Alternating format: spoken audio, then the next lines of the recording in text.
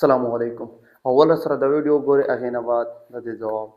بله ورځ د پېښور یونیورسټۍ په آی ایچ اس ډپارټمنټ په ویلکم پارټۍ کې دغه یو واقعه وشوله چې په هغې کې یو جینۍ ریمپ واک کولو د هغې ویډیو وایرل شوله او فیسبوک باندې هر یو کس خپله تبصره پرې وکړله او خپلې خبرې پرې وکړلې. اصل کې دا چې کوم کار وشولو د دې زه خلاف یم، ځکه چې دا د اسلامي اصولو هم خلاف او د پښتونوالۍ هم خلاف و، لهذا زه یې مذمت کوم. خو بل طرف له یو خبره کوم چې دا نن سبا کم په سوشل میډیا له کم خلک راوتي دي او د ځان نه اسلامي سکالران جوړ کړي دي، دې خلکو ته وایم چې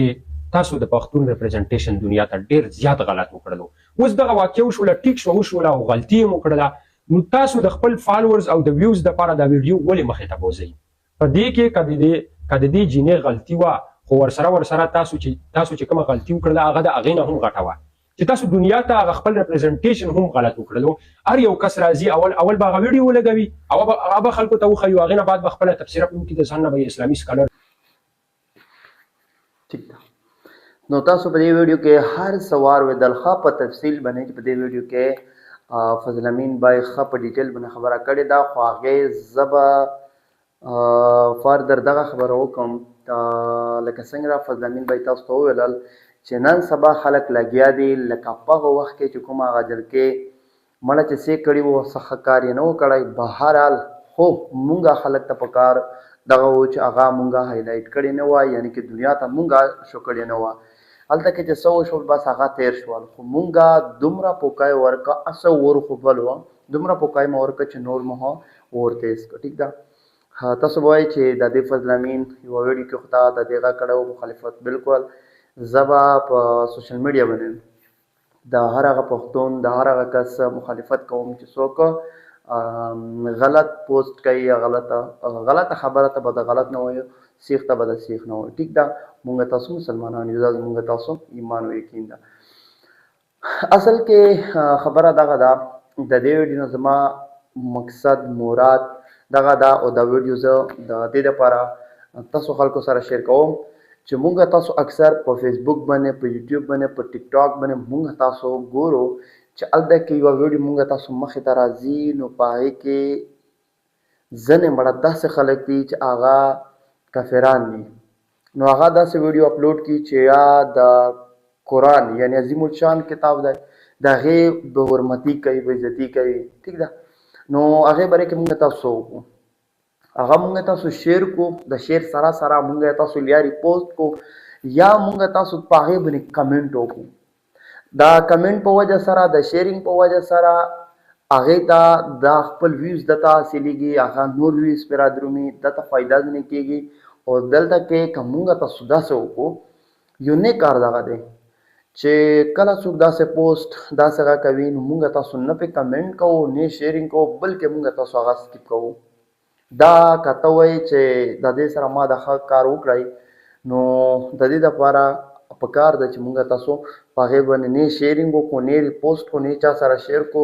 بلکې نه کمنټ به وکړو، بلکې سکیپ یې کړو. صحیح ده. دا خو یو د قرآن. بل مخې ته اکثر مونږ تاسو کتلی شو چې د بوډاګانو به حرمتي کول یا د ماشومانو یا داسې غلیظ ویډیوګانې چې کومې دي هغه شیرینګ کوي، نو هغې نه بیا مونږ کمنټ ته مجبور شو، بیا کمنټ پې کوو یا چا سره شیر کوو چې ګوره دغه سره روان دي دغه سره روان دي. نو دا یو شیرینګ کول د چا سره، ها بالکل زه په خپله اګزیکټ قسم ده چې زه کله یو داسې پوسټ وینم چې هغې ته پښتانو نه فایده پښتانو ته فایده ځینې راسي، قسم د شیر کوئ، قسم مې ولې نه پکېږي. صحیح ده. چې پښتانه ته فایده ځینې راسي، نو داسې پوسټ داسې تصویر هغه ما شیر کوو، ما یې ریپوسټ کوو چې هغې نه پښتانه ته نقصان راسي. نو هلته کې چې څه وشول بس هغه په هغې ځایون باندې کافي وه چې هغه خبره مونږ په هغې ځایون باندې پرېښې وای، بلکې هغې په ځای باندې مونږ څه وکړل، نور خلکو سره مو هغه شیر کړله. نن سبا اکثر دغه روان دي چې د مسلمانانو لاندو راوستلو دپاره خلک داسې قسمه خبرې حساب کتابه کوي، او اکثر مونږ تاسو کتلی شو چې ځینې خلک دغه ګیره چې کومه ده که نه په هغې کې سټایل ورکوي، نو هغې سټایل په وجه سره هغه د خلکو سره شیر کوي چې تاسو داسې مه کوو داسې مه کوو، یعنې دای د خپل ځان یو ملا غني چې دا داسې مه کوو داسې مه کوو د هغې په وجه سره هغه تصویر چې نور ته ځي د چا خوښ شي نو هغه سټایل هغه فالو کوي نو هغې په وجه سره په ځای د دې چې ته یو ګناه ودروې بلکې هغه ګناه د مخته ته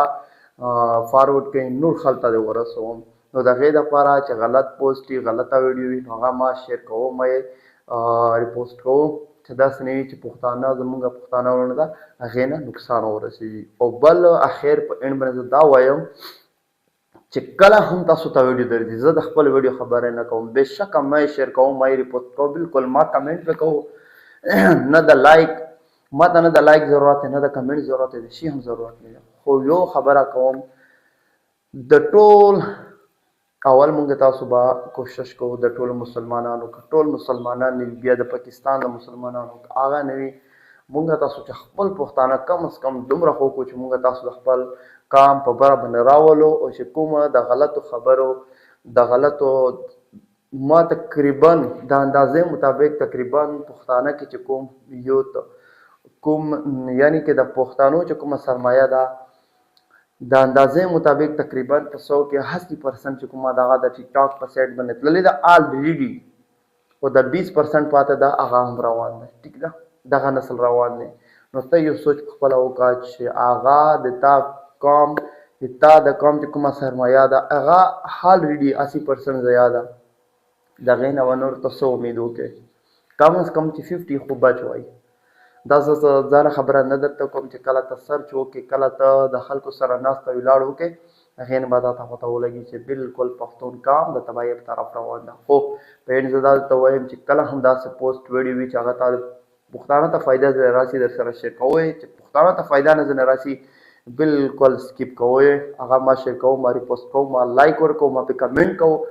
بېشکه تا ته به غوسه درغلې وي د غوسې خپله غوسه پکې کنټرول کوه کمنټ مه پې کوه داسې نه وي ته کمنټ وکړې هغې ته فایده ورسي هغه نور هم